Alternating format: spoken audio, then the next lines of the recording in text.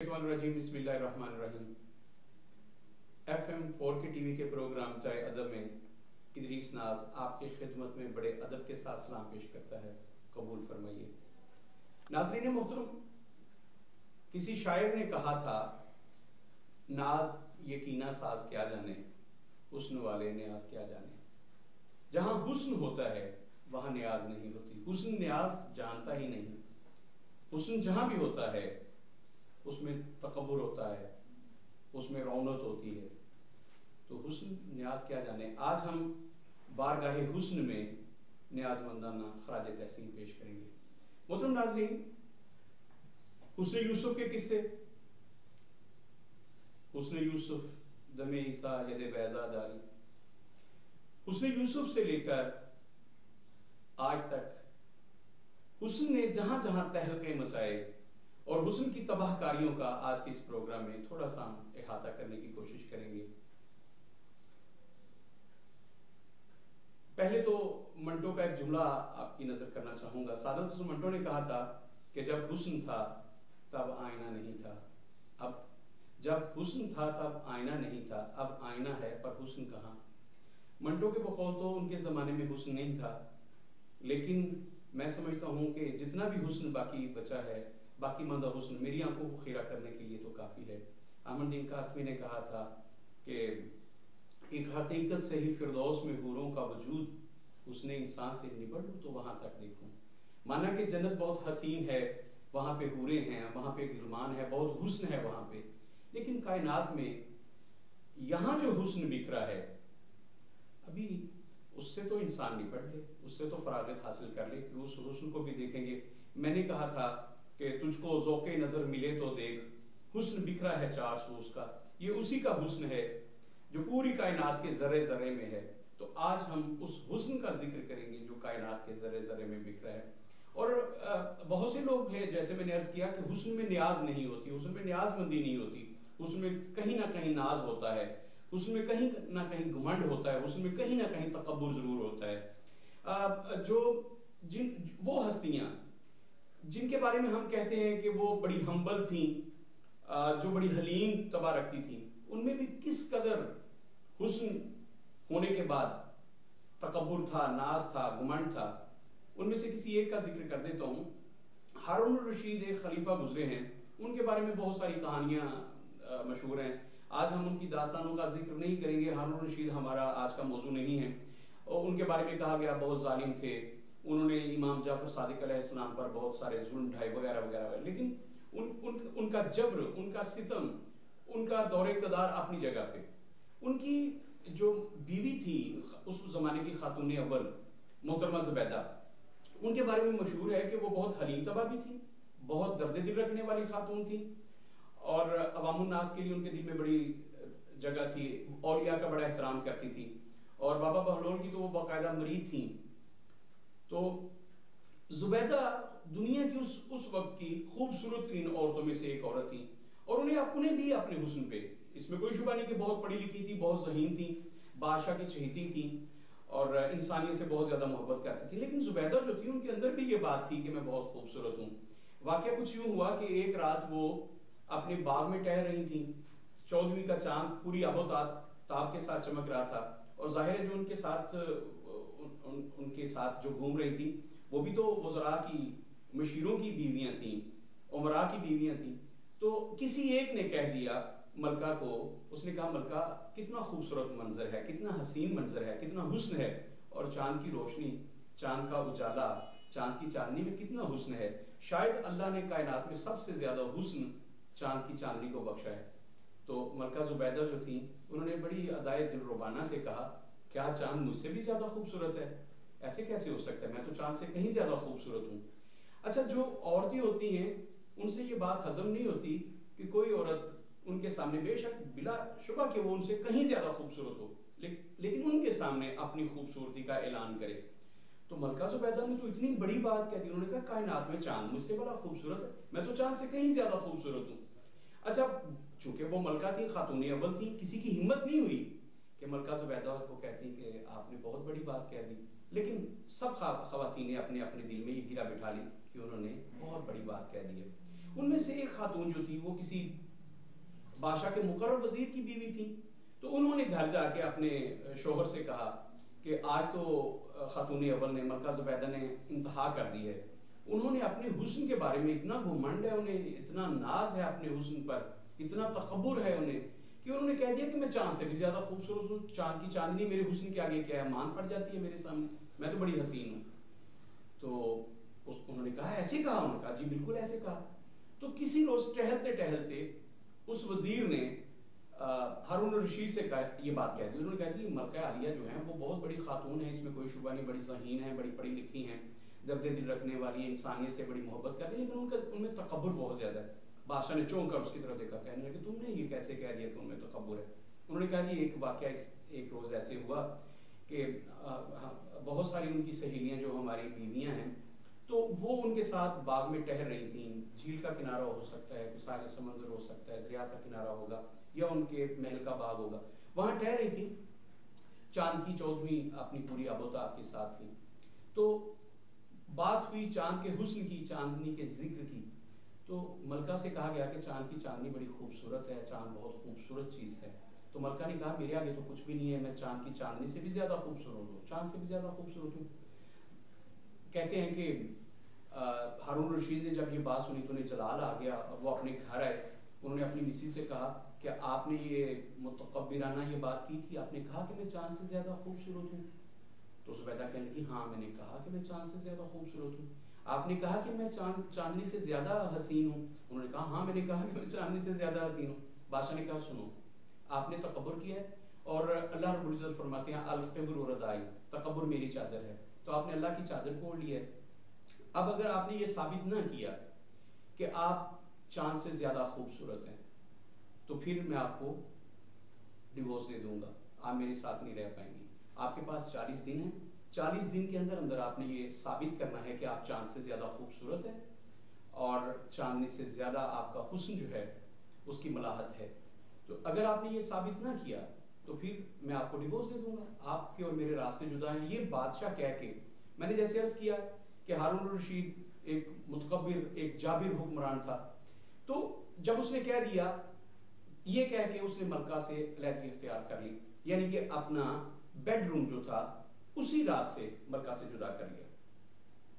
अब एक रात गुजरी, बादशाह बहुत परेशान था। उसने कहा कि मैंने इतनी बड़ी बात कह दी है, ये तो ज़ुबैदा क़यामत तक साबित नहीं कर सकती, 40 दिन में कैसे साबित करेंगी? तो वो बहुत परेशान था। अब उसने उलमा से पूछना शुरू कर दिया कि मेरी बीवी ने ये कहा है, तो मैंने उसके जवाब में ये कहा है, तो अब मुझे बताइए कि इसका हल क्या है? उन्होंने कहा, पहली बात तो आपकी बीवी ने वाक़अतन तकब्बुर किया, उन्हें ये कहना नहीं चाहिए था, जो उन्होंने कहा उन्होंने गलत कहा। अब बादशाह सलामत, जो आपने कह दी है, अगर वो 40 दिन में वो साबित नहीं करती तो वाक़अतन आपके लिए साथ रहना मुश्किल हो जाएगा।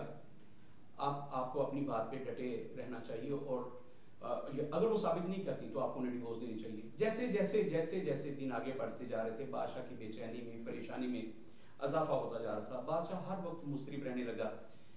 तो बादशाह ने उसके बाद सोचा कि मैं बड़े बड़े जो मुल्क के उलमा हैं उनके सामने ये मसला रखता हूँ। दरबारी उलमा तो जो थे वो तो सब ने हाथ उठा लिया था। उन्होंने कहा था कि मलका ने चूँकि तकब्बुर किया है और उन्होंने शिरक किया है, और एक मुशरिका आपके निकाह में वैसे भी नहीं रह सकती, तो आप अगर वो साबित नहीं करती तो आपका निकाह जो है वो वैसे ही बातिल हो जाना है। तो मुल्क के जो बड़े बड़े उलमा थे उन तक ये मसला पहुँचाया बादशाह ने। लेकिन सारे लोग जो थे मुफ्तियान, उस सब ने मुतफिका तौर पर यही फतवा दिया कि बादशाह सलामत, ज़ुबैदा ने, आपकी बीवी ने, मलका आलिया ने गलत बात कही है और ये तकब्बुर में आती है, और आपने जो स्टैंड लिया वो बिल्कुल दुरुस्त है। अगर वो ये साबित नहीं करती तो एक मुतकब्बर खातून जो हैं, जिन्होंने अल्लाह की चादर को ओढ़ने की कोशिश की है, उन्होंने शिरक किया है, तो फिर आपके निकाह में रहना ये दुरुस्त नहीं है। अब बादशाह बहुत परेशान था। ज़ुबैदा बादशाह की चहेती बीवी हैं, लेकिन बादशाह ने अपना बेड अलग किया हुआ है, बेडरूम अलग है, अपनी जो उनकी शबगाह है वो अलग है। बादशाह बहुत परेशान है, मलका से जुदाई बर्दाश्त नहीं हो रही। मलका चहेती बीवी है बादशाह की। हारून रशीद बहुत परेशान थे। अब 39 दिन हो गए, कल 40वां दिन है, और बादशाह जो है उसकी नींदें उड़ी हुई हैं। मलका भी बहुत परेशान है। सैकड़ों उलमा ने अपना फतवा दे दिया, मुल्क भर के उलमा ने, मुफ्तियान ने, मुफस्सरीन ने बादशाह को कह दिया कि बादशाह सलामत, अब जो आपने फैसला लिया था उस पर आपको कायम रहना चाहिए। बादशाह बहुत परेशान है, रातों की नींदें उड़ी हुई हैं, मलका खुद बहुत परेशान है। अब ऐसे में किसी तरह से बाबा बहलोल तक ये बात पहुंची। आपको पता है कि वो मलका को, वो भी बहुत मोहब्बत करते थे बाबा बहलोल मलका से। उसकी वजह तस्मीया ये थी कि एक दिन बाबा बहलोल, उन्हें बहलोल दीवाना कहते हैं, बाबा बहलोल बैठे हुए थे और जैसे हम मिट्टी के घरौंदे बनाते हैं, कहीं रेत पड़ी होती है, मिट्टी पड़ी होती है, उसमें हम अपना पाँव दबाते हैं और मिट्टी को थपथपा देते हैं और जब उसे बाहर निकालते हैं तो एक सुरुंग सी बन जाती है, उसे हम मिट्टी का घरौंदा कहते हैं। तो बाबा जी, बाबा बहलोल कहीं बैठे हुए थे मिट्टी के पास, अपना पाँव उन्होंने मिट्टी में रखा, हाथों से मिट्टी को थपथपाया तो एक छोटी सी सुरुंग सी बन गई। तो वो आवाजें लगा रहे थे, भाई जन्नत के घरौंदे ले लो, जन्नत के घरौंदे ले लो, एक एक टके में, जो भी उस जमाने का सिक्का था, एक एक रुपए में जो उस मुल्क का सिक्का था, उन्होंने कहा जी एक एक रुपए में जन्नत के घरौंदे ले लें, जन्नत के घरौंदे ले लें। मलका अपने हस्बैंड के साथ, उस वक्त के बादशाह के साथ, हारून रशीद के साथ वहां से गुजर रही थी। मलका रुकी, उन्होंने काफिले को रुको रुको रुको, बादशाह भी रुक गए। उन्होंने कहा बाबा ये जन्नत के घरौंदे बेच रहे हैं आप? उन्होंने कहा हाँ, जन्नत के महल है ये, मैं बेच रहा हूँ। कहा 1 रुपए में देते हैं? याद रखिएगा वहां 1 रुपया नहीं था, उस मुल्क की करेंसी 1 रुपया नहीं थी, मैं तमसीलन अर्ज करूँ। कहा हाँ मैं 1 रुपए में ये घरौंदा देता हूँ।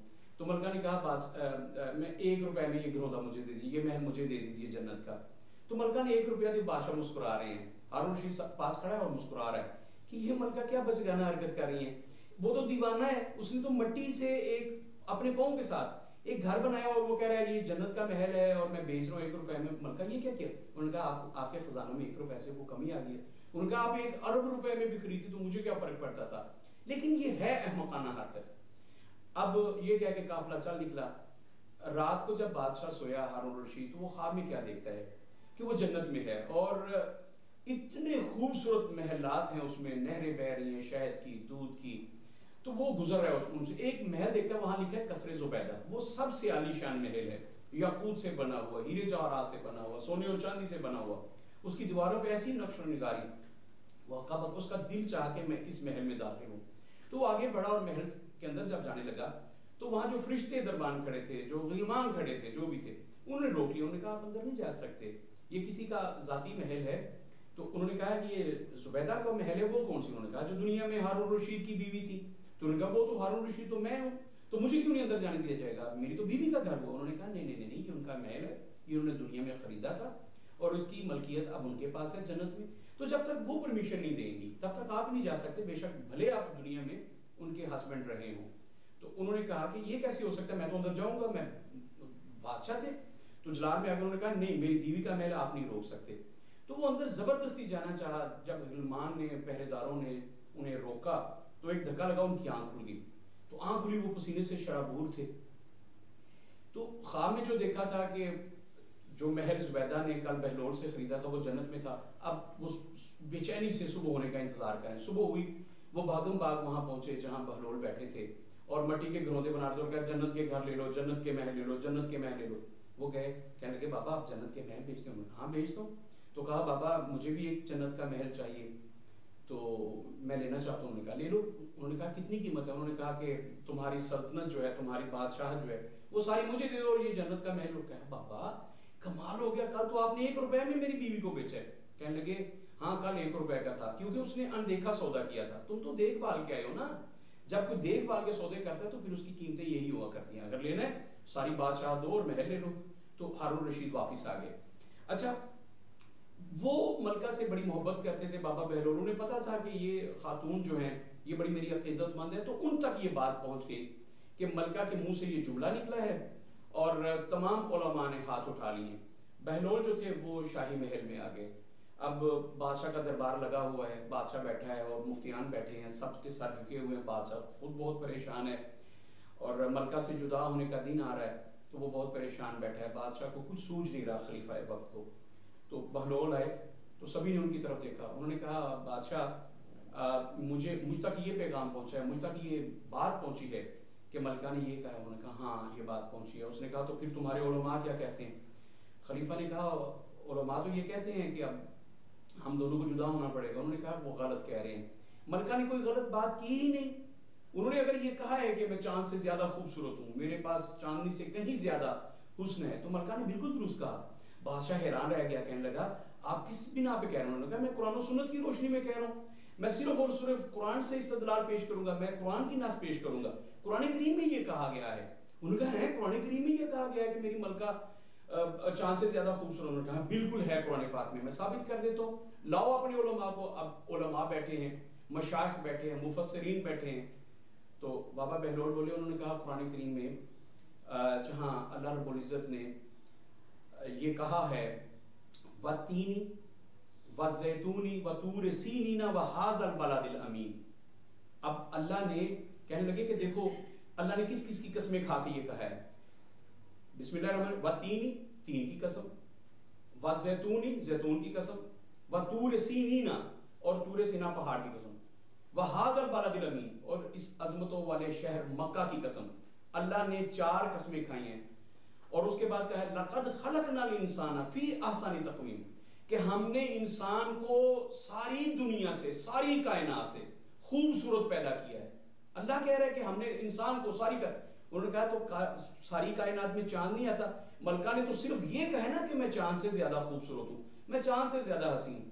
अगर वो ये कह देती कि मैं खुदा की सारी कायनात से ज्यादा खूबसूरत हूँ, कोई फूल मुझसे ज्यादा खूबसूरत नहीं है, कोई झरना मुझसे खूबसूरत नहीं है, पूरी दुनिया का हुस्न एक तरफ और मेरा हुस्न एक तरफ, तो तब भी उन्होंने गलत नहीं कहा था। बादशाह में इस पर फतवा देता हूँ, जब बादशाह ने ये सुना, खलीफा वक्त ने ये सुना और दरबारियों ने ये सुना तो सबके सर झुके हुए थे। मलका का चेहरा खिल गया, बादशाह का चेहरा खिल उठा। तो साहिबाने इल्म दानिश, कायनात में सबसे ज्यादा अगर कोई हसीन हस्ती है तो वो हजरत इंसान है, वो आप हैं। इसीलिए तो वो बड़ी मशहूर कहावत है ना कि हर माँ समझती है कि मेरा चांद दुनिया में सबसे खूबसूरत है, मेरा बच्चा, मेरा जिगर गोशा सबसे खूबसूरत है। इसमें क्या झूठ हो सकता है? हुस्न की डेफिनेशन में हम अगर जाएं तो बड़ा मुश्किल पड़ जाएगा। इसमें कोई शुबा नहीं है कि यूसुफ अलैहिस्सलाम बहुत खूबसूरत थे, लेकिन किसी माँ से पूछिएगा, हर माँ का यूसुफ बहुत खूबसूरत होता है, बहुत हसीन होता है, हर माँ को अपना यूसुफ बहुत हसीन नजर आता है। सामीने मोहतरम, मैंने अर्ज किया था कि हुस्न में न्याजमंदी नहीं होती, हुस्न में न्याज नहीं होता। जहाँ भी हुस्न मिलेगा उसमें तकब्बुर मिलेगा, इसमें कोई शुबा नहीं है। हुस्न ने जितनी तबाहकारियाँ दुनिया में पैदा की हैं, इतनी तबाहकारियाँ एटम बम से नहीं हुई। हुस्न ने जितने झगड़े दुनिया में बर्पा किए हैं, उतने झगड़े दो मुमालिक में नहीं होते, मियाँ बीवी में नहीं होते। ये हुस्न की कारस्तानियाँ हैं कि हजरत इंसान असूदा भी इसी से हैं, राहत भी हुस्न बख्शता है और क़यामत भी हुस्न ढाता है। आज के प्रोग्राम में हमने हुस्न को नजराने अकीदत पेश करना था, खराज तहसीन पेश करना था।